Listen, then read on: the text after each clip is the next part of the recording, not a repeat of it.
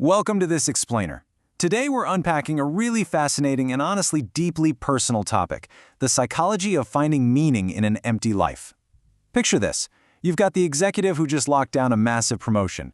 They have a packed calendar, a perfectly curated social feed, but they still find themselves crying on the commute home. Have you ever looked at your own life and realized that on paper, everything looks totally successful, but on the inside it just feels completely hollow?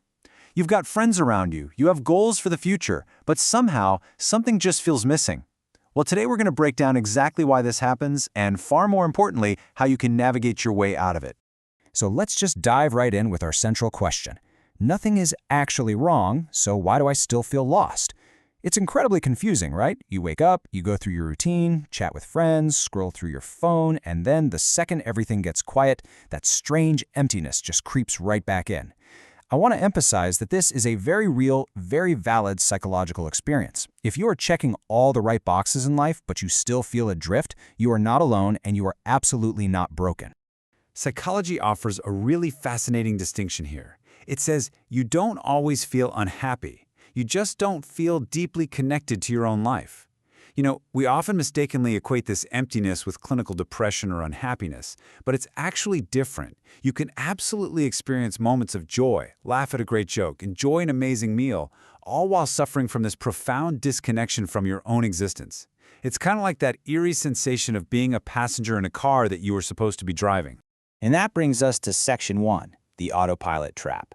This is exactly what happens when life becomes automatic. Think about your daily pattern for a second. You wake up, check your phone, go to work or study, talk to people, come home, watch a show, sleep, and repeat the whole thing over again. At first, it's comfortable, but over time, you just go numb. Psychologists point out this massive difference between simply functioning and being psychologically engaged. Functioning is just blindly checking off tasks on a fully booked schedule. But being engaged, that means you're mentally present, you're internally aligned. The real trap here is believing that just being busy automatically creates meaning. It doesn't. You can have a totally packed schedule while your mind remains completely empty. So how do we end up just functioning? Well, we get good grades, we choose a respectable career, we try to be successful, make everybody proud, look happy all the time, act confident. All of these societal expectations carry a seriously heavy weight. Sometimes we don't feel lost because we don't know what we want. We feel lost because we've spent way too much time doing what everyone else expects of us. We actually become so incredibly good at meeting external expectations that the volume of our own inner voice just gets turned down to zero. Psychologists actually call this the arrival fallacy. You follow the script, you achieve that big goal you've been chasing for years, but you finally reach the finish line, and you just feel strangely unsatisfied. It's not that the achievement itself was meaningless. It's that it simply wasn't enough to answer the much deeper question: who am I becoming? Your accomplishments aren't reflecting who you truly are inside, mostly because you built a life for someone else's applause.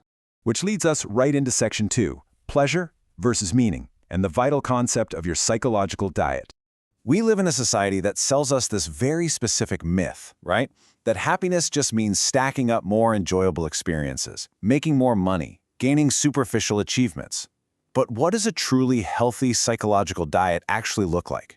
Well, humans don't just need pleasure. We fundamentally require connection. We need a solid sense of purpose. We need competence. That feeling of actually getting good at something. We crave autonomy, the freedom to make our own choices. And we desperately need a sense that our actions actually matter to the world around us. These aren't just nice-to-haves. They're non-negotiable building blocks.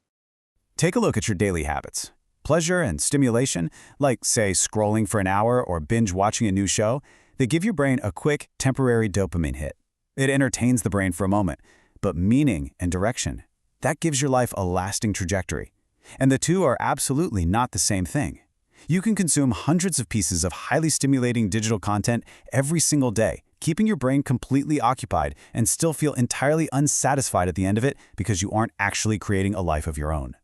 And speaking of digital content, let's look at the ultimate agitator for this empty feeling. Section 3.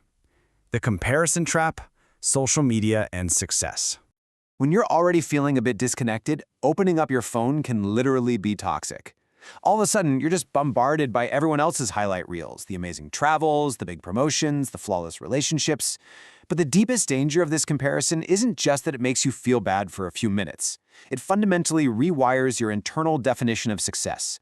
You stop asking your authentic self, what would actually make me happy, and you frantically start asking, why don't I have what they have? And if you ask that second question long enough, you completely sever the connection to your own actual goals. As we desperately try to cope with all this exhaustion, we run into a major misunderstanding. This is Section 4, Rest versus Escape, and your tolerance for silence. See, there is a massive difference in how we recharge at the end of a long day. True rest leaves you feeling restored, energized, and mentally healthy. Kicking back and watching a movie to unwind, that can absolutely be healthy relaxation. But escape is when you use an activity simply to temporarily avoid thinking about the future or dealing with your reality. If you are constantly distracting yourself because you're terrified of facing your own life, you aren't resting anymore, you're escaping. The real problem is when distraction becomes the absolute only way you can tolerate silence. Look, technology isn't the enemy here. Entertainment isn't inherently evil. The true issue is our sheer inability to sit quietly with ourselves. We rely on constant digital noise because silence often reveals the exact questions we've been desperately trying to avoid. And sadly, those are usually the exact questions we need to face to find our way back to ourselves. So how do we fix this? Let's get into the solution. Section 5. Reclaiming your life through small moments of honesty.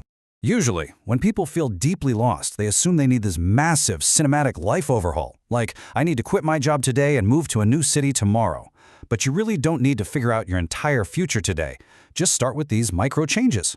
First, choose just one thing that genuinely matters to you. Second, create or learn something completely useless but fun. Third, spend time with someone who actually makes you feel understood. Fourth, go outside without checking your phone. And yes, I mean actually leave it inside the house. Finally, set one goal that has absolutely nothing to do with impressing anyone else. Now, as you take these steps, you have to remember one crucial thing.